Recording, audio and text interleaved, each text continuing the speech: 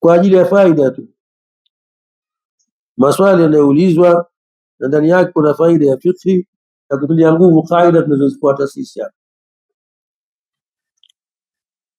Wanauliza watu kuhusu habari ya adhana ya kwanza katika fajiri, katika salatul fajr, adhana ya kwanza, adhana ya kwanza katika salati subhi imethibiti katika sunna, imethibiti katika sunna na ina hikma kubwa sana. Hikma yake nini? Kwamba adhana ya kwanza katika subhi, hikma yake ni kuwaamsha baadhi ya watu ambao wao hawako macho, ili wajitayarishe kwa muda ule na kwenda kuswali salati subhi, ama kutawadha na vinginevyo. Nyingine katika faida iliyopo katika adhana ya kwanza katika salati subhi, ikiwa wewe kwa mfano hukuwahi kuswali, wewe una uradi kuswali qiyamul layl ukalala mpaka muda huo, kwa hiyo adhana ile ya pili, ile adhana ya kwanza ile inakukumbusha muda ushaisha, kuswali swala ya salatul layl. Faida nyingine iliyopo vile vile ni kwamba wale ambao kwamba wao wanasimama katika qiyamul layl muda mrefu, inakwambia muda huu sasa ni muda wa kupumzika. Sasa pumzike kidogo, ujitayarishe kwa ajili ya salati subhi, vinginevyo utakuwa mvivu katika salati subhi. Haitakiwi uunganishe baina qiyamul layl na salati subhi.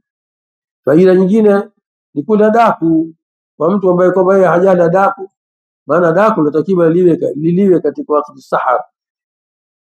Daku linaliwa wakati wa sudusi ya mwisho usiku, yani usiku unaogawa sehemu sita, usiku unaogawa sehemu sita, sehemu ya mwisho usiku ndio tunaita sahar. Sehemu ya mwisho katika sehemu sita ya usiku tunaita sahar, ule ndio wakati wa kula daku. Sasa ikiwa hajala daku, basi aamke ale daku, hivyo utakajaliwa. Atakinywa maji pia, hata tende tatu itakuwa kana daku hiyo. Hii inasaidia hivyo.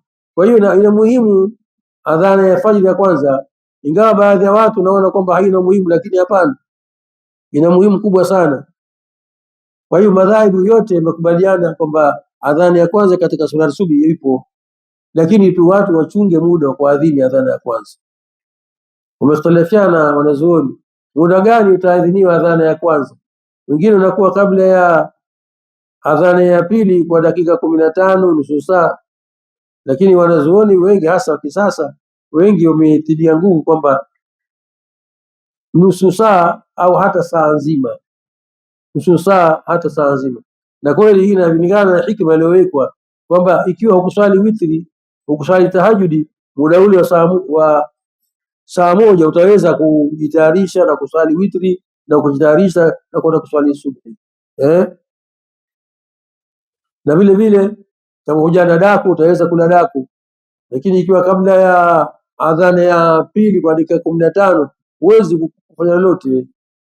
Kwa hiyo nakumbuka hata tulipokuwa tuko Madina Munawwara ilikuwa kama saa moja nzima baina adhana ya pili na ya kwanza. Kwa hiyo adhana subhi ina muhimu sana inda jamhur. Sasa as-salatu khairu min an-nawm, as-salatu khairu inasemwa katika adhana gani, ya kwanza au ya pili? Hapa wana khilaf baina wanazuoni. Kuna wengine wanasema adhana zote mbili, adhana ya kwanza na adhana ya pili. Lakini kauli jamhuri ni kwamba adhana ya pili, adhana ya pili ndio inaposemwa as-salatu khairu min an-nawm. Na bahati nzuri unaona watu wa hapa Dar es Salaam ndio wanaofuata utaratibu huu, kwamba adhana ya pili ndio tunaposema inaitwa nini, tathwib, inaposoma as-salatu khairu min an-nawm, kwa sababu ndio wakati wa kuamka. Sasa inambidi aamke ili kujitayarisha kwenda kuswali salatu subhi. Wengine wanasema adhana ya kwanza na adhana ya pili. Ile ya kwanza hikma yake ni kwamba mtu ajitayarishe kwa ajili ya kusubiri hiyo adhana ya pili na mengineyo, lakini kauli jamhuri adhana ya pili inayotakiwa iwe na salatu khairu min an-nawm. Kwa hiyo katika adhana muhimu sana, ingawa inaswaliwa inatakiwa iwe nje wakati, lakini adhana muhimu moja hapo vile vile katika adhana ya swala, adhana ya kabla salati subhi takiwa angaliwe sana. Vinginevyo unaweza ukachanganya watu, ukaileta wakati ambao kwamba umechelewa sana, watu wakadhani kwamba tayari wakati subhi ushaingia. eh, eh, hiyo vitu ndio tunavyoulizwa, nataka tuvitalishe. Jingine katika adhana ambayo vile vile inauliziwa sana ni adhana hii katika salati Jumaa. Adhana ya kwanza hii tunaita adhana ya kwanza, adhana ya kwanza katika sura Jumaa. Jamhuri ulama wale wengi katika wanazuoni wameikubali adhana ya kwanza katika Jumaa ipo na ni mashuhuri, lakini kuna wengine wanaikataa, wasema kwamba wao wanataka kurudi kule kule kwa Bwana Mtume sallallahu alaihi wasallam, kwa sababu wakati Bwana Mtume sallallahu alaihi wasallam ilikuwa hakuna adhana mbili siku ya Ijumaa, ilikuwa adhana hiyo moja tu ambayo anaadhini wakati khatibu yuko anaadhini muadhini wakati khatibu yuko juu ya mimbari, wakati khatibu yuko juu ya mimbari.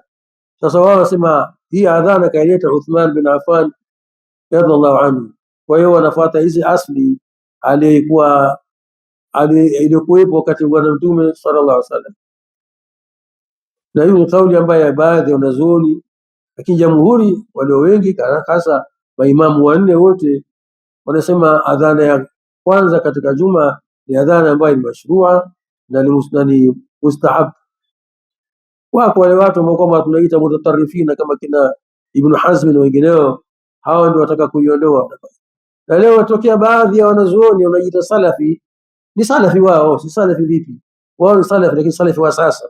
Hao salafi wa sasa hawa wanakwenda kutaka kupekua mambo mpaka mambo mengine wanaweka mipaka katikati baina ya watu wa zamani na sasa. Wanaikataa adhana ya kwanza katika salatu Jumaa, wanaikataa adhana ya kwanza katika salatu Jumaa, lakini adhana hiyo ina nguvu na ndio kauli jamhuri. Na sisi tunasema ina nguvu. Kwa nini? Kwa sababu kaanzisha Uthman bin Affan. Uthman bin Affan radhiallahu anhu, taba alikuwa wakati Bwana Mtume hamna adhana hiyo, wakati Siddiq, wakati khalifa wa kwanza Abu Bakar hamna, wakati Umar kaja kaianzisha. Kwa nini? Kwa hikma gani kaianzisha Uthman bin Affan? Baada kwa leo watu wamekuwa wengi, ukitegemea adhana ile tu ya khatibu yuko kwenye mimbar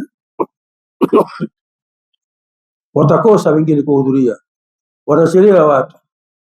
Kwa hiyo ndio akaanzisha adhana hii ya kwanza katika mahala pana soko kama hivi Zaura pale, anaadhini mtu kwa himiza, jamani, haya watu wajitayarishe. Ingawa kule katika Qur'ani iliyosomwa wa idhanu ya alladhina amanu idha nudiya lisalati min yawm juma, adhana hii inakusudiwa ni adhana ya juu mimbari. Lakini fikiria wewe, ikiwa wewe utaki kujitayarisha kwa ajili ya swala mpaka usikie adhana hii ya mimbari, huwezi kuwahi. Huwezi kuwahi. Kwanza kwa msikiti wetu wa Kiblateni na msikiti wengineo, utaswali wapi? Utaswali kule sehemu ile unazozoea kuswali, utapata uswali pale. Kwa hiyo mataarifa yaje mapema, watu wanaingia mapema. Ile adhana ya hiyo ya pili inaadhiniwa na wewe uko msikitini. Kwa hiyo sisi tunakubaliana na kauli hii, kwa sababu kwanza ni kauli, ni amri aliyotoa Sayyidina Uthman bin Affan na ni khalifa Rasulullah, na tumeamrishwa sisi alaikum bisunnati wa sunnati al-khulafa'i ar-rashidin, na yeye katika khulafa ar-rashidin. Kwa hiyo hatuna uwezo sisi kumkubali mtu wa leo, kumkubali salafi wa leo tukumwacha salafi wa zamani. Haiwezekani kumwacha salafi wa leo ambaye asli ya salaf ni Uthman bin Affan, na wakapatikana watu wakubwa na kumkubali katika wakati huo. Yapo watapatikana watu waliompinga, hatujui wamempinga kati gani, wakati ule ule au baada ya kuondoka. Kama impinga baada ya kuondoka Uthman, itakuwa mpinga ijma'i. Kwa hiyo adhana ya kwanza katika Juma ipo, lakini muda wake muda gani? Muda gani wa kuadhini adhana hiyo ya kwanza katika Juma? Kwa hiyo watu wanaangalia mikdari ya haja zao. Kwanza kwa leo waliopinga wanasema kwamba hiyo ilifanywa hivyo katika Uthman bin Affan ni kwa wakati wa haja hilo kwa watu wamekuwa wengi, basi kwa hiyo Sayyidina Uthman akafanya hivyo kuwasaidia watu. Haja hiyo leo ndio iko zaidi, leo watu wako wengi zaidi, na leo maduka mangapi yamefunguliwa wakati huo yanafanya kazi. Kama kutoa taarifa mapema, watu wanaishi saa ngapi? Akiondoka huyo anakuja huyo, akaondoka huyo anakuja huyo. Kwa hiyo sasa muda huu ndio hasa mna mahala pake. Kama ukisoma kitabu kile Sahih Fiqh Sunna, Sahih Fiqh Sunna, utakuta inatilia nguvu kwamba hakuna adhana ya kwanza. Hii kitu ambacho sisi tujitahadhari sana tunaposoma vitabu wanazuoni wa kisasa. Sisi tulabu ilmi tujitahadhari sana tunaposoma vitabu vilivyoandikwa na wanazuoni wa kisasa, kutoka Misri, kutoka Saudia, kutoka wapi. Wanazuoni wa kisasa wao nao ni mujtahidina. Sasa hatukatai kwamba ni mujtahidina, lakini jitihada ikienda mpaka ikapinga jitihada ya watu wa zamani au ikipinga nasi au kauli jamhuri, hizo hatuwezi kwenda nao sawa.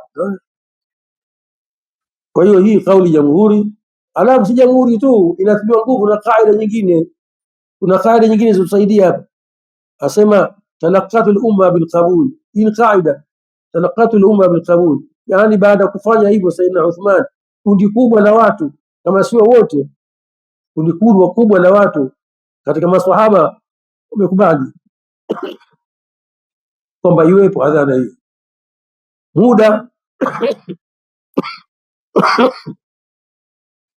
Muda nategemea sasa, nategemea, wengine wanafanya kabla ya robo saa, wengine kabla nusu saa, lakini misikiti mingi hivi sasa ni kabla ya nusu saa, yani baada ya nusu saa, kabla ya saa moja.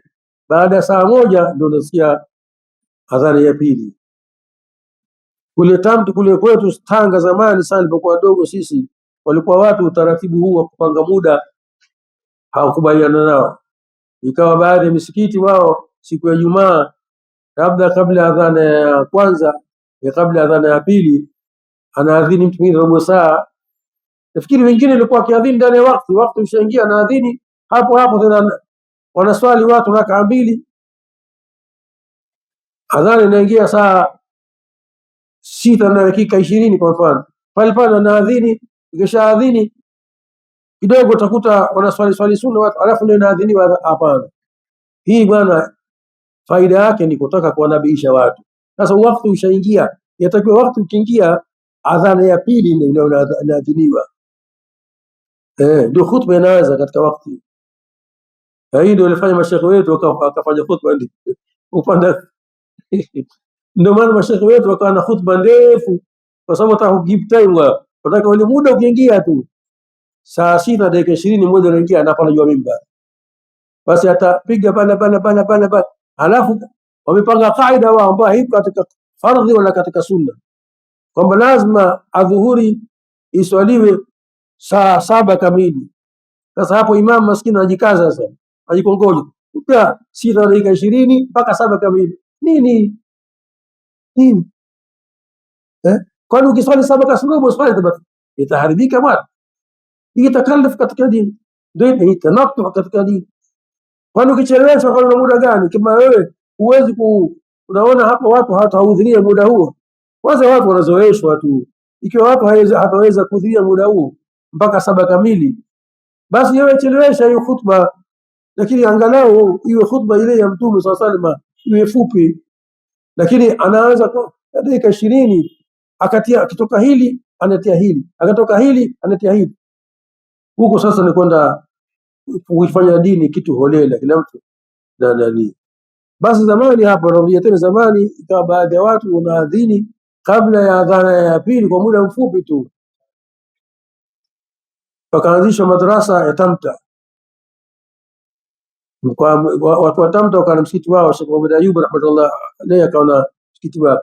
Tukasikia adhana ya kwanza ya Aljumaa saa 6 mpaka leo nafikiri saa 6. Watu kaza adhana gani itakuwaje? Adhana wanalalamika itakuwaje adhana? Sasa kwa ni muda wake uliopangwa ni upi katika adhana ya Juma ya kwanza? Muda wake uliopangwa ni upi? Hakuna muda uliopangwa, tunaangalia kwa mujibu maslaha ya watu tu. Mji ukiwa mkubwa sana na muda nao unakuwa unatangulia sana. Kama kijiji kidogo hapana muda lakini mpaka leo naona hivi sasa watu wa misikiti mingine pia huko Tanga waifuata utaratibu huo, wakaadhini kuanzia saa 6. Kwa hiyo sisi tumeulizwa swali kama hili kuonyesha umuhimu wa adhana mbili hizi, ingawa ziko nje ya wakati. Hizi ziko nje ya wakati, adhana ya kwanza katika salati subhi, na ni muhimu sana kupangiwa muda. Na vile vile katika sunna, adhana ya kwanza zamani ilikuwa anaadhini mwingine, adhana ya kwanza, na adhana ya pili anaadhini mwingine. Akiadhini ni Bilal, akiadhini usiku hiyo Na Bwana Mtume akamwambia wa masahaba wake, Bilal anaadhini usiku, nyinyi kuleni mpaka anapoadhini Ibn Ummi Maktum, alfajiri ya kweli imeingia. Unapata kwa hiyo muda ule wa adhana ni kiasi anachopanga mwenyewe au wale wenyewe wanaopanga kwenye msikiti, kiasi gani, kiasi watu wafaidike. Lakini kupatikana watu wawili ni bora, mwadhini ya kwanza na mwadhini wa pili, asiwe huyu kwa huyu, aweza katatiza watu hatajua. Kule Tanga kulikuwa na mzee wetu mmoja, Mungu amrehemu, alikuwa yeye ndo anaadhini wa adhana ya kwanza na adhana ya pili, hana mtu wa kumsaidia katika swala subhi. Sasa akaanza kutaka kusaidia watu, akishadhini asema adhana ya kwanza, wanakula daku, wanasali sunna. Sasa siku moja yeye baada ya kuadhini adhana ile ya kwanza akasema adhana ya kwanza, adhana ya pili pia akasahau, akasema adhana ya kwanza. Hakuna iliyotoka, watu wajua, walikuwa wamechelewa kuamka wakajua bado, kumbe ya nini kuongeza vitu vyako bwana, usitie ufundi katika dini bwana, mbona vitabu vipo tu bwana, sikurejea kwenye vitabu usiongeze ufundi katika dini, utaharibu dini na wenyewe bwana. Dini imeletwa kwa utaratibu maalum aliopanga Allah subhanahu wa ta'ala, na kuna watu maalum kawachagua, hao ndio sisi tuwafuate. Sasa adhana ya kwanza na pia mwisho kuna kuamsha watu wengine, wakiamka naona bado, kumbe ngoja niendelee kulala, haiwezekani. Kwa hiyo hikma aliweka Bwana Mtume sallallahu alaihi wasallam kwamba Bilal anaadhini usiku, kisha akwambia Bilal anaadhini usiku, leni ruhusa mle mpaka akaadhini Ummi Maktum, hiyo alfajiri shafika. Sawa. Hapa inaingia masala mengine ambayo katika faida nazungumzia adhana. Ikiwa yule muadhini wa pili wa subhi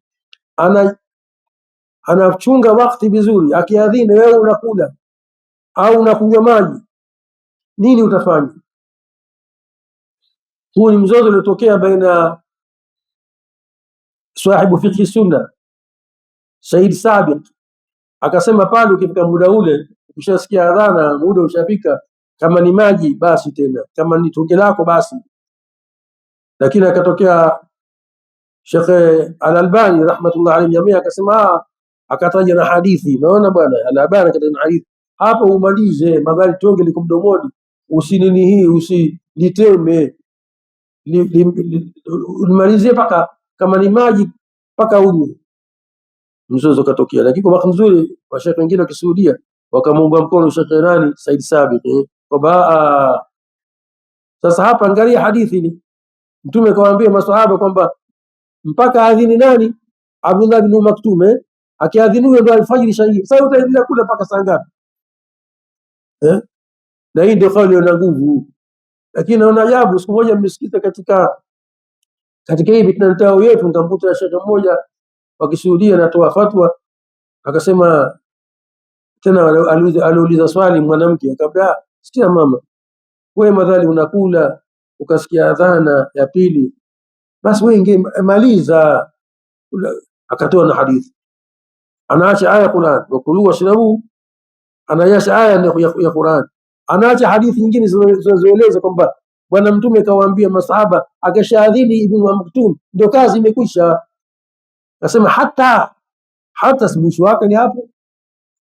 Narudia tena kwamba vijana wa sasa mnaosoma lazima tutumie kaida na kuangalia akhwali za wanazuoni, kwa sababu wanazuoni sio walikuwa wengi, mujtahidini wamekuwa wengi, wala hawahofu, hawaogopi mtu wao.